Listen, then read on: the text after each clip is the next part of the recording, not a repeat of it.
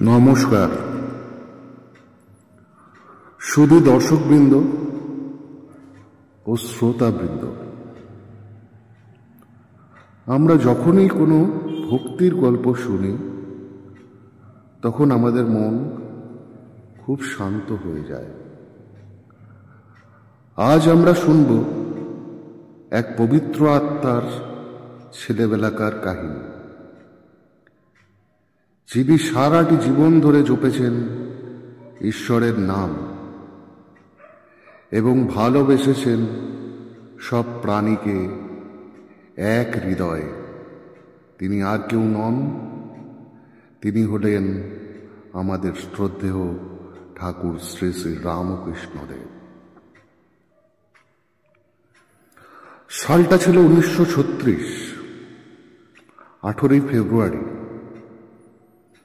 বাংলার মাটির বুকের এক ছোট্ট গ্রামের নাম কামারপুকুর, এক ছোট্ট ফুটফুটে সন্তান জন্ম নিল। তার নাম রাখা হলো গদাধর চট্টোপাধ্যায়।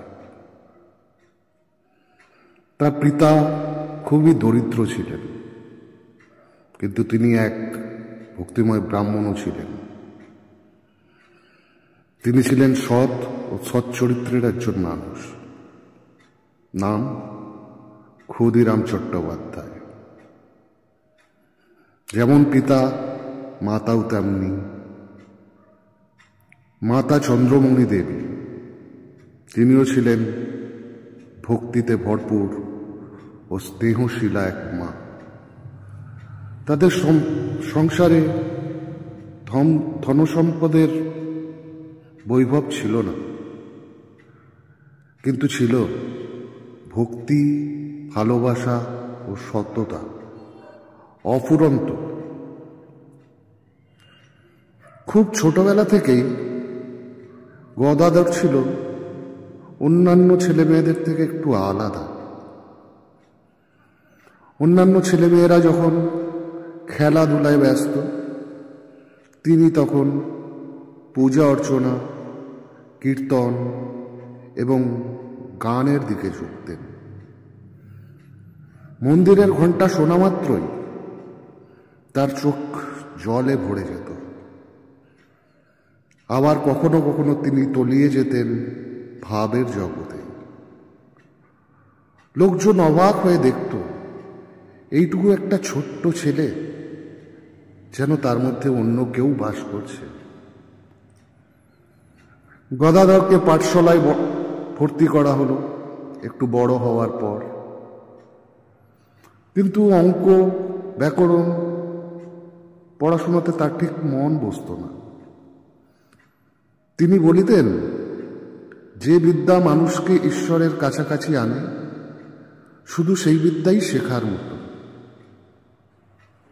তার শিক্ষকরাও বলিতেন, এই ছেলেটি ছেলে নয়, জীবন থেকেই শিক্ষা নিচ্ছে, বই তার কাছে একটি নিমিত্ত মাত্র। গ্রামের সমস্ত উৎসব, পার্বণ ইত্যাদিতে গদাধর বন্ধুদের নিয়ে নাটক পরিবেশন করতেন। কখনো তিনি রামের চরিত্রে, কখনো তিনি কৃষ্ণের চরিত্রে, কখনো শিবের চরিত্রে অভিনয় করতেন। কিন্তু সেটা ছিল না শুধুই খেলা।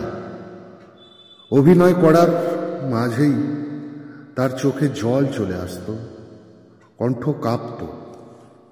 মনে হতো তিনি সত্যিই দেবতার রূপে ঢলে পড়েছেন। গ্রামের সকল মানুষ বলতো, ও তো ঈশ্বরের ছোঁয়া বাচ্চা।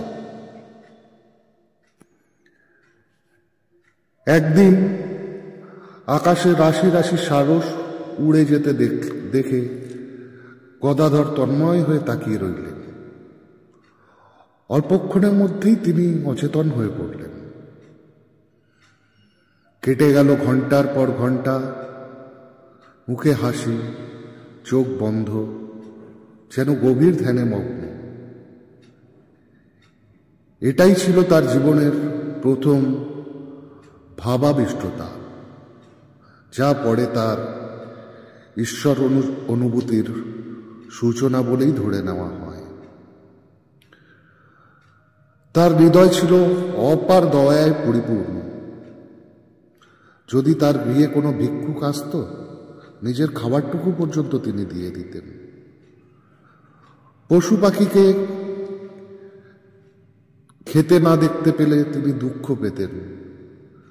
তিনি বলতেন, সব প্রাণীর মধ্যেই মা আছেন, কাউকে কষ্ট দিয়ে আমি সুখ পাব না। তার এই অমায়িক হৃদয়টাই পরবর্তীকালে তাকে পড়েছিল সার্বজনীন প্রেমের প্রতীক। তিনি ছিলেন সবার প্রিয় গদাধর। গ্রামের বড়রা তাকে ডাকতেন গদাই বলে। যেখানেই যেতেন মানুষ হাসি মুখে তাকে গ্রহণ করতেন। তিনি কাউকে পর ভাবিতেন না। ধনী গরিব, জাত ধর্ম নির্বিশেষে সবাই তার কাছে ছিল ঈশ্বরের সন্তানের মতো। ধীরে ধীরে গদাধর কৈশোরে প্রবেশ করিলেন।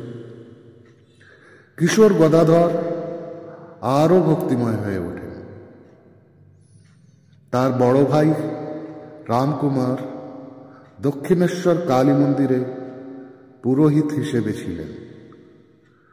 গদাধর সেখানেই যোগ দেন মায়ের সেবা করতে।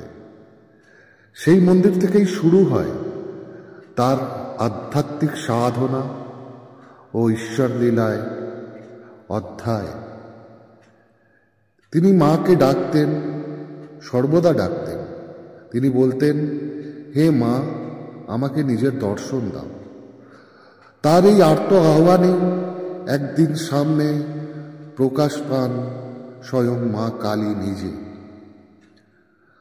আর শুরু হয় তার সেই মহাপথ, যা তাকে করে তোলে বিশ্বের এক আধ্যাত্মিক গুরু।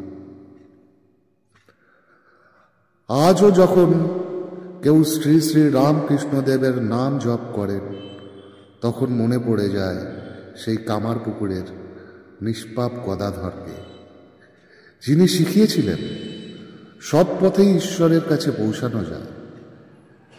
তিনি ছিলেন মানবতার অবতার, ভক্তির প্রতিমূর্তি স্বরূপ, আর ছিলেন প্রেম ও ভালোবাসার জ্যোতিস্বরূপ।